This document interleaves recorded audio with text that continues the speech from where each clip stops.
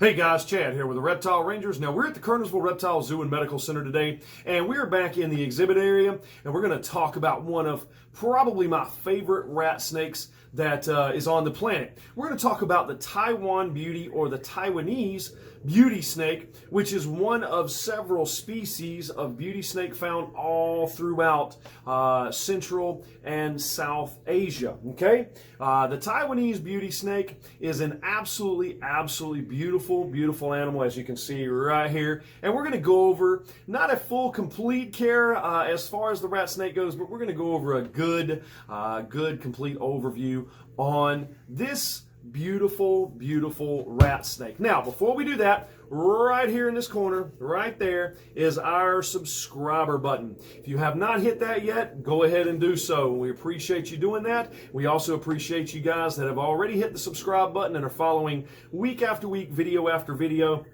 through all the medical videos we put up of how to care for your animals and things to do before somebody like us has to see them, to how to set your animals up, to what to feed, not to feed, all kinds of different things we're going over and filming for you guys, as well as for folks that are just getting into the reptile trade. Okay, now follow along. Let's go right in to this beautiful animal.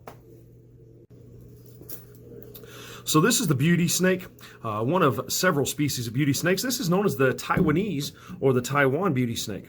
Now, these guys are from all over the southeast region of Asia. There are several names that these guys are called by. The beauty snake, or the cave racer, also known as the Taiwan beauty snake. They're in the colubrid family, one of the prettiest of the rat snake species that we have on the planet. There's quite a few other species, what they consider subspecies, such as the Ridley's beauty snake, or the cave-dwelling rat snake. Also the Mocard's beauty snake, the Taiwanese beauty snake, which is the one we're talking about here, the Vietnamese blue beauty, the Helfenberger's beauty snake, and these are some of the rat snake species or beauty snake species that we have on the planet. Now, these guys can get anywhere from 6 to 8 feet. They live anywhere from about 15 to 25 years. You can see from the coloration in this guy right here what makes them a very striking snake. The red-tailed green rat snake is another very popular one from the Southeast Asian region, and most of these guys are generally the same in their attitudes and what they feed on as far as their diet. Their attitudes are pretty poor. Anybody that ever messes with any of these beauty snakes, especially wild-caught ones when they first come in, know that these things are an absolute handful. They're pretty quick to strike. They're pretty quick to defend themselves. But over time, these guys can calm down, and they do make absolutely wonderful pets. And they make great display animals in like zoo exhibits and things like that as well, because of their striking coloration. As far as feeding, rodents is a typical diet, mice, rats. They have an incredible climbing ability. In their native area, of course, being cave dwellers, they will feed on bats.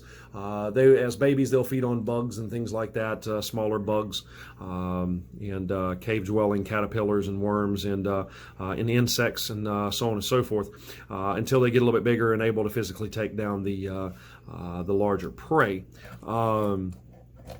such as the mammals, the mammalian prey. But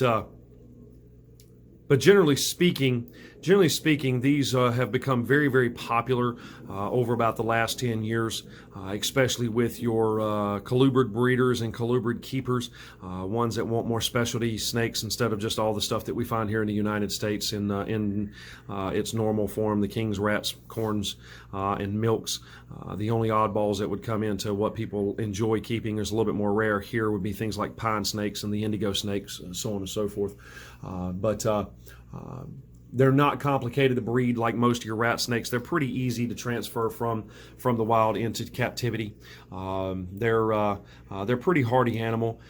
and do make that transfer from the wild into a captive habitat setting fairly easily. Biggest issue that we find most of the time when we start getting the wild-caught species is either going to be things like ticks and intestinal parasites. They'll come with parasitic loads from the things that they eat in the wild, so it's usually good to do some kind of an intestinal parasite regimen. And always make sure if you're going to get into these animals, make sure that you check them thoroughly for for things like mites and ticks and so on and so forth, because that does come into play when we do get these guys from the wild. One of the biggest downsides to some of the things that happen as far as these snakes go in the wild, especially in China and Southeast Asia, is they're widely caught for the skin trade as well as for the pet trade. So they're mass captured in the wild for uses in things like the hides, for belts and boots and lighter covers and all different kinds of wallets and so on and so forth. But they're also widely captured for importation and exportation for the pet trade.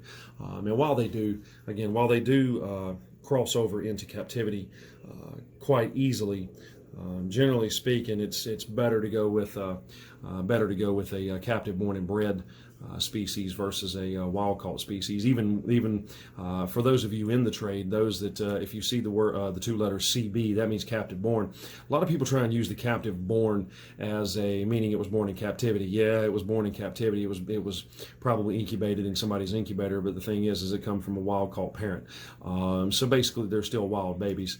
The only difference is instead of those eggs incubating in the wild, they incubated in somebody's incubator, and it's a cheesy terminology for a lot of the scumbags out here that try and get one over on people that don't know any better.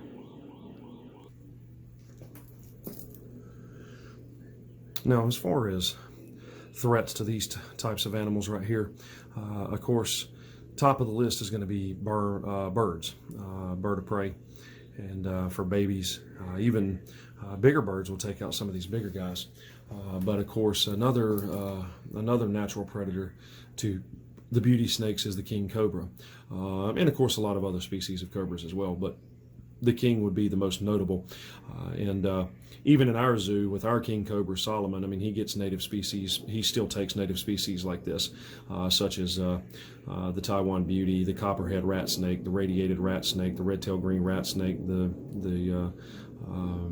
He will take native rat snakes, but his natural food would be things like the copperhead rat and the radiated and the red-tailed green. Some of these other beauty snakes would be considered natural food if they actually left the cave long enough for the king to find them.